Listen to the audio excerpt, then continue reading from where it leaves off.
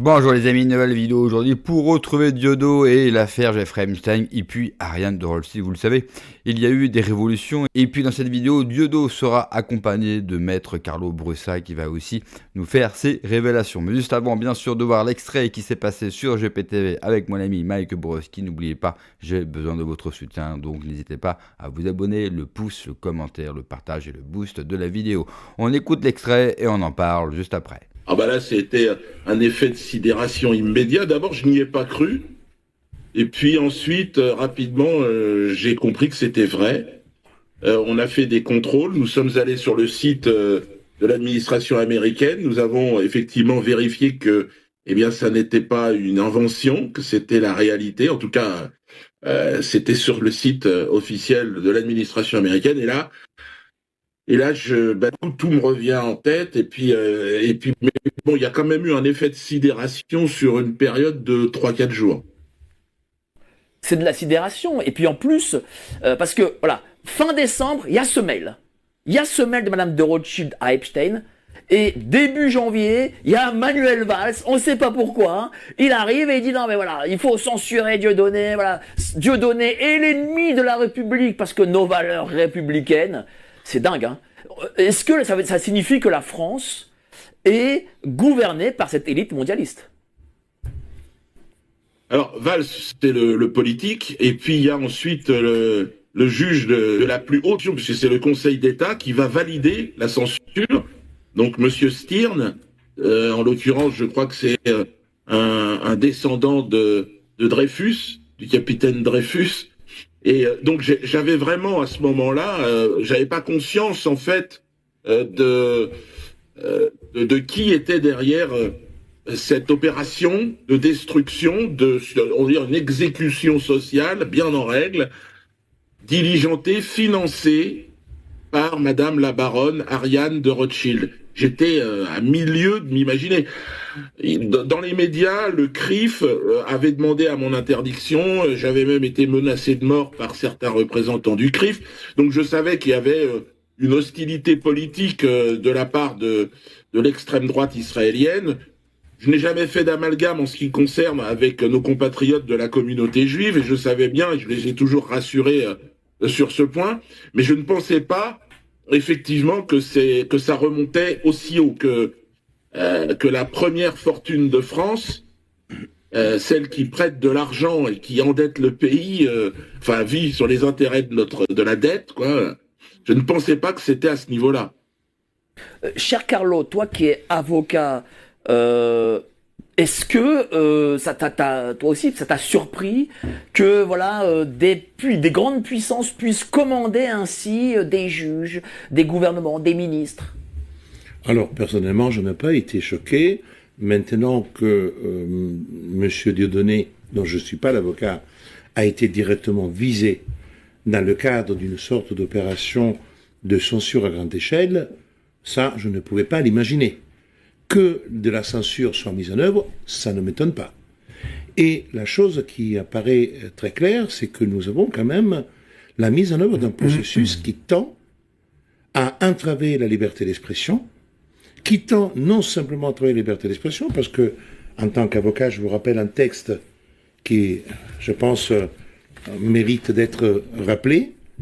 Le fait d'entraver d'une manière concertée, à l'aide de 2 menaces, l'exercice de la liberté d'expression, du travail, d'association, de réunion, ou de manifestation, d'entraver le déroulement de débats à l'Assemblée parlementaire ou d'un organe délibérant, et puis d'un an d'emprisonnement et 15 000 € d'amende. Mais aussi, le fait d'entraver d'une manière concertée, à l'aide de menaces, l'exercice de la liberté de création artistique. Et ça, c'est très important. Ou de la liberté de la diffusion de la création artistique. C'est que, merci Diodo, on se connaît bien, je t'embrasse très fort. Oui. Et ce texte est un texte très important sur lequel tu dois t'appuyer, parce que, en réalité, du fait que nous avons des droits de l'homme qui sont menacés, on a quand même des textes dans le code pénal, je le rappelle, il est fondamental. Ça veut dire que empêcher la liberté d'expression, empêcher la liberté, et j'ai suivi tout des opérations commando entreprises à l'encontre de données, dans ses déplacements, des tentatives. Nous sommes, et là, là maintenant, ce qui manquait, c'est-à-dire que quand tu dis, tu attaques la décision du préfet qui est interdit, c'est une opération qui se fait devant votre administratif au Conseil d'État et tu as perdu. Mais à partir du moment que tu peux rapporter la preuve que, en amont, il y a une opération concertée pour t'empêcher, à ce moment-là, tu peux mettre en œuvre d'autres processus. Des questions que je mets sur la table aujourd'hui. Y a-t-il eu corruption de fonctionnaires? Y a-t-il eu corruption de personnalités publiques, voire de magistrats? N'oublions pas que le Conseil d'État n'est pas du tout composé de magistrats du siège qui ont fait l'école nationale de la magistrature, ensuite ils sont nommés et normalement ils sont inamovibles et protégés. Les magistrats du Conseil d'État et des tribunaux administratifs sont des fonctionnaires qui opèrent au Conseil d'État dans la section contentieux, mais qui peut être fonctionnaire en section contentieux, puis revenir au Conseil d'État dans la partie consultative. Et pour le tribunal administratif aussi. Donc ça veut dire, ce sont des gens qui font la fonction de magistrat, tout en étant des fonctionnaires de l'État qui ont une obligation, je dirais, d'asservissement à l'État. Je ne parle pas de la République. Donc, le fait d'avoir... Et j'ai retrouvé un email dans les recherches importants, et je le dis aussi à Dieudonné, qui doit travailler certainement avec ses avocats. Il y a un mail d'une certaine Larsen Janet, daté du 24 mars 2003. Ce mail est adressé à Ghislaine Maxwell, qu'aujourd'hui, théoriquement, aurait dû déballer beaucoup de choses. Elle a utilisé le 5e amendement pour ne rien dire, mais elle a mis sur la table la proposition de change. Si vous me amenez une partie de ma peine, je vais parler. Donc on va voir ce qui va se passer d'une éventuelle négociation entre Trump et Ghislaine Maxwell. Donc ce mail est adressé, et là, il y a une référence, je ne vais pas tout le lire parce que on va pas faire du tunnel, mais ce mail, vous pourrez le mettre sur le site. Il fait état que cette dame, elle va faire la fête avec un certain Thierry Gaubert. Oh. Thierry Gaubert, qui était? Thierry Gaubert a été élu le président de la LICRA, exactement par un vote qui s'est tenu le 23 décembre, et il a été élu, il est devenu le président de la LICRA. Et comme par hasard, vous avez le président de la LICRA qui est en relation avec Larsen Janet, qui est une amie de Gisèle, et dit viens passer le week-end parce qu'il y a aussi Patrick Gaubert. Or, vous voyez le puzzle, parce que quand on parle des personnages, il faut encore les insérer dans le puzzle. Et comme par hasard, nous sommes à la même période des problèmes, parce que j'ai ici les emails qui ont été adressés, et notamment, nous sommes le 20 décembre 2013, c'est le fameux mail « Hi Jeff, do you want to know what I think of it, that we are beating Kafka ?» Tu ne peux pas imaginer ce qui se passe.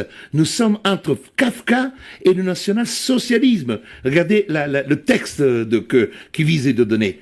I was sent, je vais t'envoyer une vidéo récente de la part d'un politicien français qui s'appelle politicien, pas un humoriste, qui s'appelle Cole Dieudonné, about Jews and money. Autre Jews, that is still said today in France. C'est quelque chose de terrible ce qui se passe aujourd'hui en France. The worst is the envy of viewers. Ça veut dire, I want to discuss this with you when I come to New York. Je vais parler avec toi quand je vais revenir. Merci à toi, cher Carlo. Je vais donner la parole à Dieudo et après à nos deux amis. Mais t'imagines l'importance que tu as appris, que tu as depuis 15-20 ans, que jusqu'en Amérique, les gens ont vu tes sketchs, ont entendu parler de tes sketchs. Quel est ton sentiment là? Écoute, moi, ce qui m'intéresse dans ce qu'il vient de dire Carlo, c'est que bon, je crois que c'est au-delà de ma personne, c'est l'intérêt de tous. Elle est sortie du bois, cette femme très importante, responsable d'un groupe bancaire qui, je crois, est intervenu dans la politique française depuis un certain temps.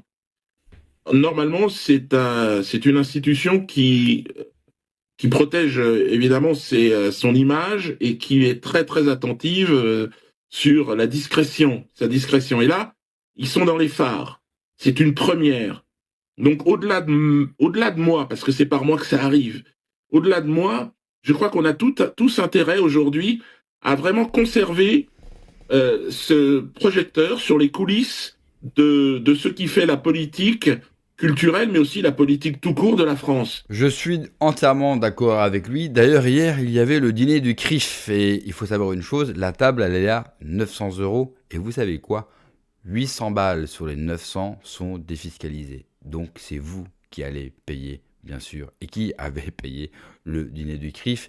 Et 100% du gouvernement était présent au dîner du CRIF. Et je rajouterai que notre meilleur ami, Meilleur Habib, était également présent au dîner du CRIF. Imaginez si d'autres personnes, d'autres communautés feraient ça. Qu'est-ce qu'on ne dirait pas? Et à raison, d'ailleurs. Comment se fait-il qu'il faut obligatoirement passer par ce dîner, passer par cette communauté pour avoir accès à certaines choses et pour pouvoir avoir la possibilité un jour d'être président en France? Je rappelle que cette communauté, c'est 1% de la population. En France, 90% d'antennes de présence dans l'espace médiatique devant la caméra et derrière la caméra.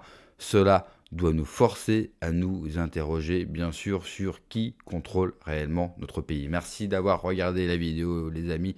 N'oubliez pas, comme d'habitude, j'ai besoin de votre soutien. Alors on s'abonne, le like, le commentaire, le partage, le boost. Prenez soin de vous. Que Dieu vous protège. Allez, ciao.